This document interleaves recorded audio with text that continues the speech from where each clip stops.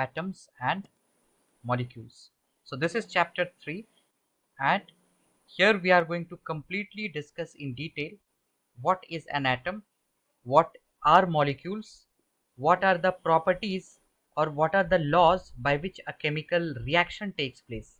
So to be noted, here we are going to also discuss about chemical reaction in detail. Of course, you all would be having idea about chemical reaction, but we Yeah. will see this in detail, like what all change in the atoms or the formation of molecule is taking place, because this Okay. chemical reaction, it is governed by certain laws.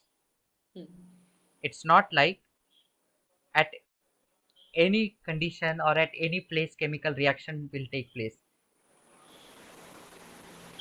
Okay, Okay. so first, what is an atom? To be very precise, we can say atom, these are the smallest, or you can say the building blocks of matter, right? I'm calling Okay. Yeah. them as building blocks of matter because if I break any matter, we have Hmm. discussed about matter. What is a matter? Anything around us Yeah. which occupies space and has mass. Like I can say a Hmm. table is a matter. So if I visualize Yeah. table, let's say, if I go more deeper, if I go into microscopic level, remember here we are going to talk in chemistry about the microscopic and macroscopic level. Okay. Microscopic level, what does it mean? It means we are going to analyze things based on their atomic configuration.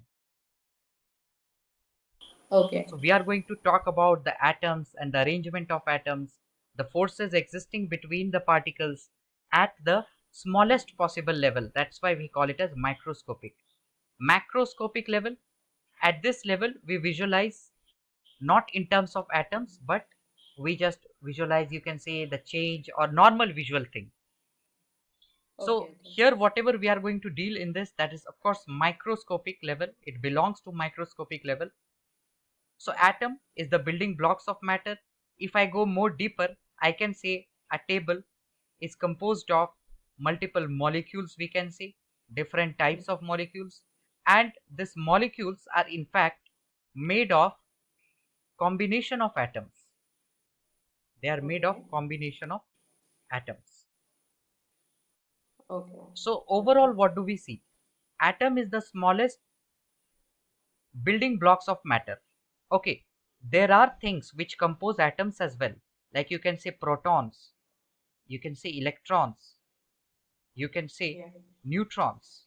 They compose atoms. There are other subatomic particles as well. We are not going to discuss them at this stage. There are quarks, there are Oh. antiquarks. Okay. Okay. So at the basic level, we don't deal with quarks, antiquarks, leptons, Hmm. mesons, and all. We just say that atoms are made of only protons, electrons, and neutrons. Okay. But here I am calling atom as the building block.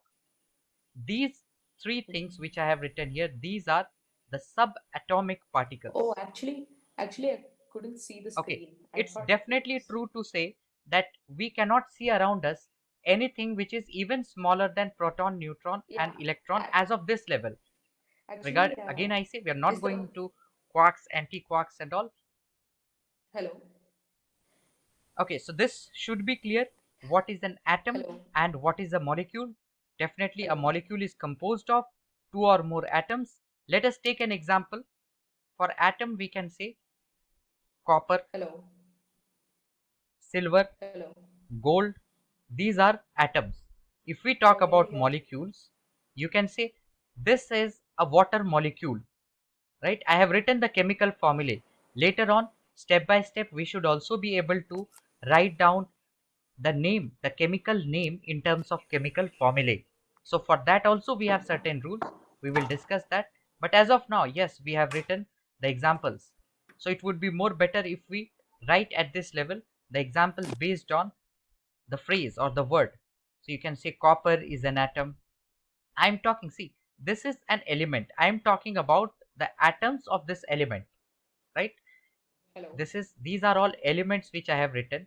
These are all the compounds I have written. But I can say this is a molecule of water, right? This is a molecule of water. So you can see water contains two atoms which are combined together. One, it contains oxygen atom represented by O, and then it contains hydrogen atom.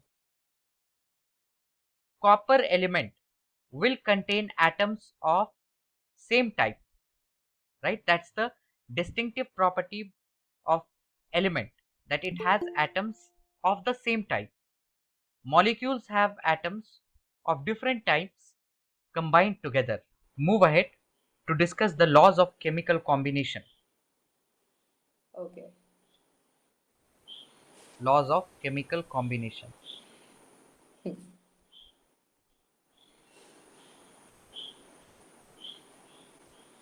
So we have two laws of chemical combination. One, first we will remember the names of the laws. Laws of, Okay. or you can say law of constant proportion. First, law of conservation of mass, Okay. and number two, law of constant proportions. There are many other laws as well, but we will restrict at this level only these two laws. Okay. So first, we must understand what is a chemical combination. First, any chemical change that we observe. What is a chemical change? That change in which a new substance is formed. For example, if I burn a paper, I'll get a new substance. That is a chemical change. So let's Yeah. write that. What is a chemical change? That change in which a new substance is formed. Okay. Now, this is okay. We know the definition of chemical change, but I can write this, I can represent this chemical change with the help of chemical equation. So I can say that according to a chemical reaction, I can say what kind of chemical change has taken place. Okay. Okay. So first, what is a chemical reaction? What is the good definition of chemical reaction? So you would see this kind of example, that H2 plus O2 gives rise to H2O. So this Yeah. is a chemical equation that you can see. Chemical equation, this is just a shorthand representation of chemical reaction. Shorthand means just a representation of chemical reaction. Yeah. So if I have to just write chemical reaction, I can also write it like this: hydrogen plus oxygen, they form water. So you can see what all things are involved in a chemical reaction: Yeah. reactants and the products. So chemical Okay. reaction, what all things it involves? There are reactants and product is formed. So what is a reactant? Those substances that take part in a reaction. So taking part in reaction, that is called as reactant. Okay. So of course the reactants are written on the left hand side. They combine to form a new product. You can see this product is a kind of new substance that is Yeah. formed as a result of combination of reactants. So Okay. okay, this is a chemical reaction. How do we represent a chemical reaction? Using chemical equation. This representation is just to ease down, just to simplify the representation of what change has taken place. Okay, so whatever change we observe or whatever chemical reaction we see taking place around us, they always follow the law of conservation of mass and law of constant proportion. Now what does they mean? First we will see what is conservation of mass. Let us say I take a normal equation that hydrogen and oxygen combine to form water. So you will see this kind of balanced equation, right? Yeah. We will talk about the balancing later on. But you will see this kind of equation. What does this mean? That if, let us say, 4 grams of hydrogen is combining with 16 grams, or let's say 32 grams here, 32 grams of oxygen, then the Yeah. product that will be formed, that will have, that will weigh in fact 36 gram. So what does this Okay. indicate?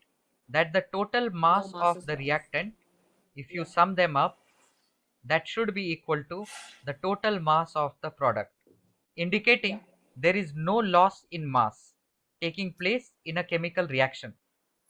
So Okay. whatever mass was at the initial point, same mass we have at the final point. That means we can say the masses are conserved. Masses Hmm. are conserved at initial and final points of the reaction.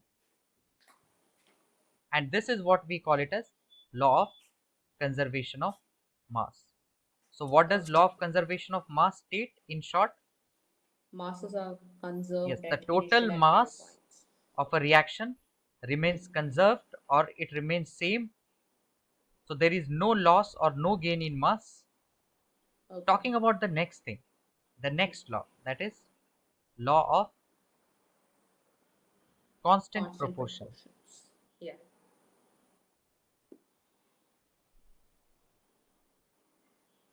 So what does this law state? That if we talk about a chemical reaction, the elements, in fact if we talk about a chemical substance, let us say in a chemical substance, elements are present in definite proportion by mass. Hmm. It is present in definite proportion by mass. So let's take an example to understand this law completely in detail. So let us say I take the example of water, H2O.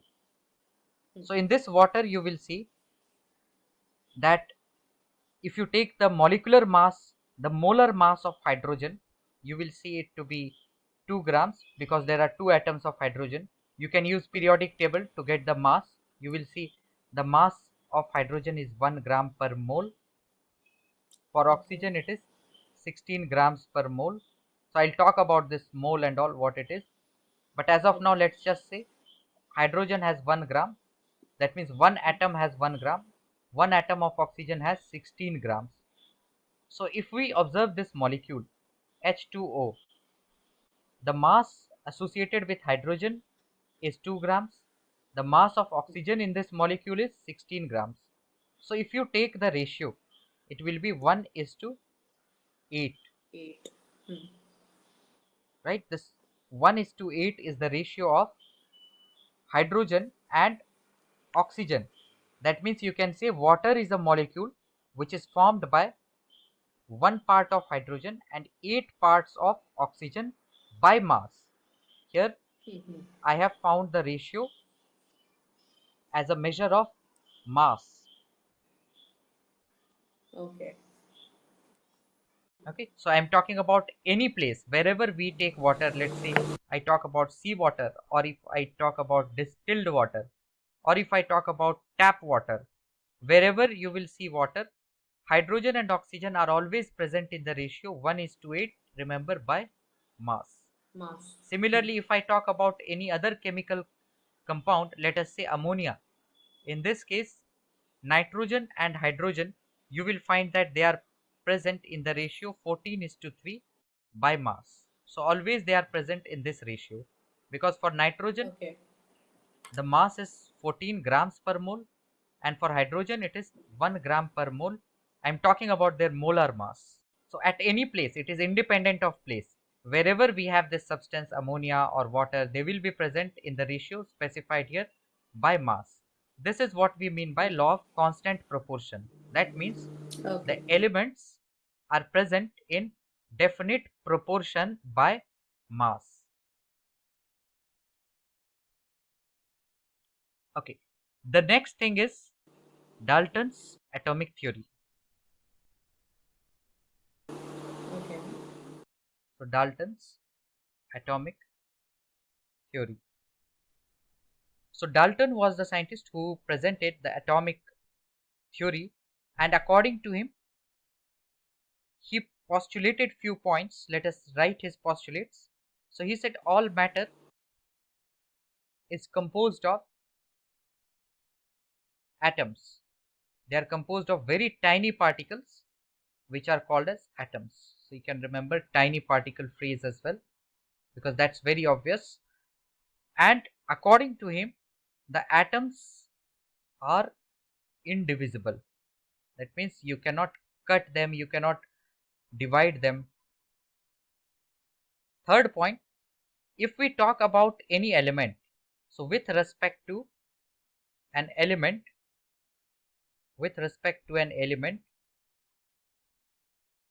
atoms of a given element are identical.